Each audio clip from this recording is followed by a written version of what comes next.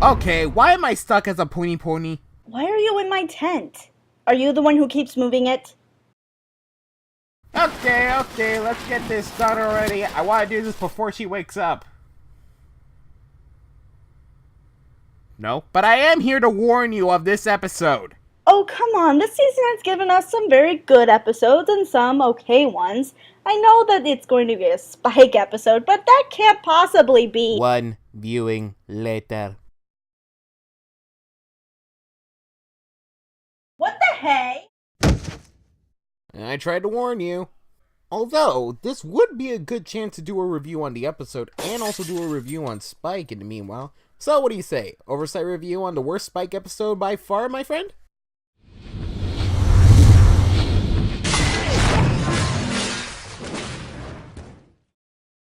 Ow. I'm not ready to be a princess. I don't have what it takes. I'm too short for gowns, I look bad in crowns, and I'm gonna make a bajillion mistakes. I'm too average to be a princess. Oh, frickin' Luna, I already feel embarrassed enough that I had to play that of all songs. So, yeah, what can you say about this episode? Other than the fact that it's the worst possible Spike episode I've ever seen, and it makes my little dragon buddy look like a selfish little...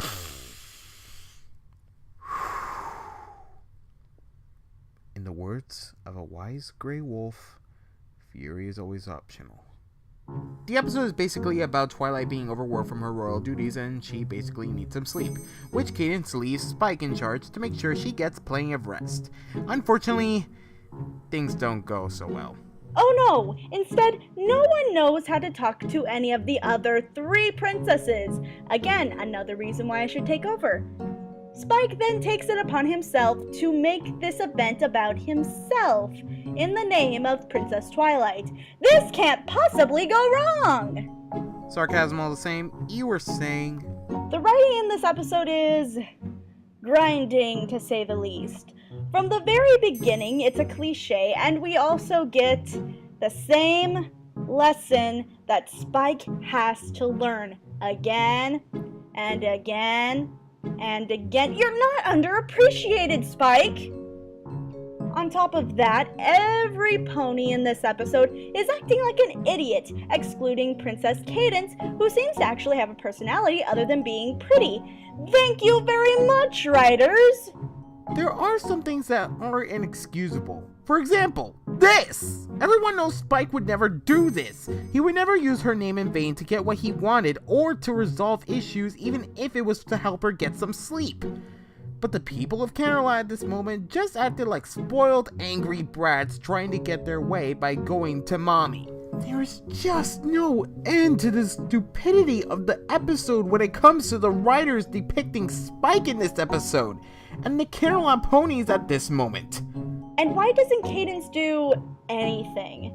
Seriously, all she has to do is take over Twilight's duties and let every pony know via loud speech in the lobby next to the big statue. Usually the writers are able to make nice little twists in these cliches, but here's what I find even weirder. Where are the other princesses after this? Even they could have taken over some of Twilight's duties as well. The only thing I could excuse was Spike's greed. Yeah, still wondering why he didn't grow so huge like Godzilla again. Well, it might be because he was originally doing it with good intentions rather than his selfish nature and entitlement. It's very simple to put that this is a bad episode, but in a way, I see this as a missed opportunity for a good Spike episode. Okay, shutting up. There's also the matter of visuals. If you've seen my other videos, you know just how amazed I am by the diversity in the background ponies and even a griffin from Griffinstone. And also the playing of different body shapes is a really new experience. I'd have to agree, but in a way, I could imagine a different kind of story roof for this episode. But before I do so, hey Crimson! Cookie! Mine. There. Now then. I actually saw this episode in a different point of view. It would have started off like it did before, basically Twilight being tired and Cadence putting Spike in charge and keeping her asleep and undisturbed. But Spike feels a bit shunned about his own confidence of how people view as nobody to pay attention to. That is until the two people from before come to ask Twilight for advice.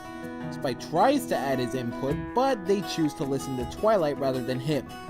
This rings in his head to use her name, to actually get a say, but actually gives great advice. Overall, he's helping everyone, showing he can help others even though he's not royalty.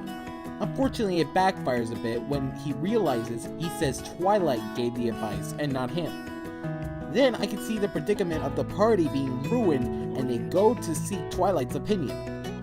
As she wakes up, she finds out what a great help Spike was, but he tells her how he's been doing it. But this can lead to a lesson to the Collab ponies as well, that you don't need an opinion of royalty to fix and settle a problem. Rather, you either talk it out or just ask for an opinion of some pony that can help, not just to those who hold high ranks. And uh-oh. I want to live! This is a review on the episode, not what should have happened. As for my overall thoughts on this episode's writing, while I didn't enjoy the episode as much as I would have liked to, it did give us a lesson for this season that was different from prior Spike episodes. Instead, this time we get to see that dragon nature, which actually flows better with this character in some way. Does this kill my respect for Spike? No! Because I wouldn't have made a collab project for him if I didn't want to give him a chance. But this episode is just so bad that I can't even call this a Spike episode. It's just a bunch of stuff that Spike, the real Spike that we know, would never do. What this story lacked in writing made up for in everything else. Comedy was laughable, the character designs for the background ponies was great, and the music was very nice. And on top of all that, we get character development for Cadence, a character who is known to be the Princess Aurora of the Alicorns. But I do have to point out something else. A lot of people will look at this as another episode with Spike being unappreciated, which is understandable with such episodes like Fluttershy having to deal with her shyness. But also like Fluttershy, in each episode it's dealt with a different manner. Yeah, I can sort of see it like that, but the thing is, I just cannot imagine Spike going this far. Okay, maybe back to Secret of My Excess, but not here! It's a great example because, just like Fluttershy, people feel unsure about a lot of things. Only in this case, it's feeling unsure of there ever being a good Spike episode. I don't know, I think we've gotten some decent Spike episodes in the past. I think that this was just a case of poor writing rather than a showing of never getting a good Spike episode. Much like Applejack, Spike needs someone else to bounce off of, and though Cadence does a good job of it, there's so little of this in the episode that we don't really get a lot of character development. I have to say, the one thing that saved this episode was mostly for Cadence's performance. I mean, I'm sorry, Cadence was actually taking charge in this. She was fixing the problem. She knew what to do. She was pretty much the only one with brains in this episode. Well, Twilight, but she was asleep, so that doesn't count.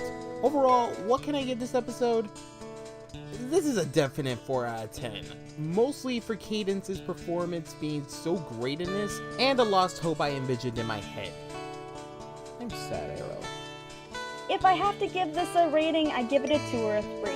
Yes, Cadence was more in charge than usual, but she nor the other princesses helped with anything while Twilight was asleep. Spike got let off scot-free when actual property damage was involved. The highlights of this episode has to be the fact that they had some funny moments, the visuals were nice, and we got some world expanding. I'm your future evil overlord, Crimson Glow, and Spike, try better next time. Ditto. And I'm the Traveling Arrow. Keep traveling on, every pony. And thanks for the cookie jar, Crimson.